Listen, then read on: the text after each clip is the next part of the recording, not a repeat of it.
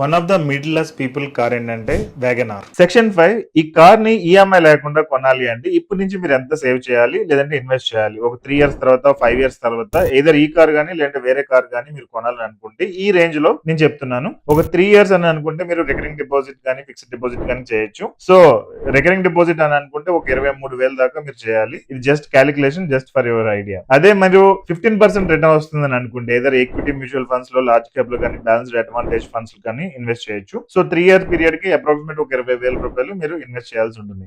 So ఇది logical గా చూస్తే కనుక ఈఎంఐ వర్సెస్ ఈ ఇన్వెస్ట్మెంట్ అనేది సూట్ కావట్లేదు. సో 3 ఇయర్ పీరియడ్ అనేది మీరు వదిలేయండి. ఒక 5 ఇయర్ పీరియడ్ మనం చూసుకుంటే కనుక ఎంతైతే మీరు ఈఎంఐ కట్టాలని అనుకుంటున్నారు ఏదో 13,000 కానీ లేదా 9,500 రూపీస్ కానీ మీరు మంత్లీ ఇన్వెస్ట్ చేసినట్లయితే 5 ఇయర్స్ లో ఈ కార్ ని ఓన్ చేసుకునే అంత మనీ మీ దగ్గర ఉంటుంది. సో ఆ టైంలో ఈ కార్ కానీ లేదంటే వేరే కార్ కానీ ఇంకా బెస్ట్ కార్స్ వస్తే ఆ టైంలో మీ దగ్గర ఉన్న అమౌంట్ తోటి మీరు కొనుక్కోవచ్చు. సో 7% ఇంట్రెస్ట్ లెక్కన అయితే కనుక 13,000 రూపాయలు, అదే 15% రిటర్న్ లెక్కన అయితే కనుక 9,500 రూపీస్ మీరు మంత్లీ దీని గురించి సేవింగ్ ఆర్ ఇన్వెస్ట్మెంట్ అనేది చేయాల్సి ఉంటుంది. సో ఫైనల్ కన్క్లూజన్ ఏంటంటే ఏ పీరియడ్ లో మీరు ఇన్వెస్ట్మెంట్ చూస్ చేసుకుంటే బెటర్, ఏ పీరియడ్ లో మీరు ఈఎంఐ చూస్ చేసుకుంటే బెటర్ అనేది నేను చెప్తాను. So first of all me income అనేది స్టేబుల్ గా ఉంటే కనుక ఈఎంఐ రూట్ అనేది పర్లేదు. ఎందుకంటే మీరు మళ్ళీ జాబ్ పోతుంది ఒక 2 ఇయర్స్ తర్వాత 3 ఇయర్స్ తర్వాత అంటే ఈఎంఐ కట్టడానికి మీరు చాలా స్ట్రగుల్స్ ఫేస్ చేయాల్సి ఉంటుంది. అండ్ హిడెన్ కాస్ట్ లు ఇంకొక ఇంపార్టెంట్ ఫ్యాక్టర్, అది కూడా గుర్తుంచుకోండి. నెక్స్ట్ మీకు ఈఎంఐలు ఇష్టం లేదు లేదంటే మీ జాబ్ అనేది కొంచెం ప్రాబ్లమాటిక్ ఉందంటే ఇప్పటి నుంచి మీరు సేవింగ్స్ ఆర్ ఇన్వెస్ట్మెంట్స్ అనేది చేయండి. Maybe over the period 3 to 5 years లో మీకు ఇంకా మ్యారేజ్ కాకపోతే మ్యారేజ్ అయిన తర్వాత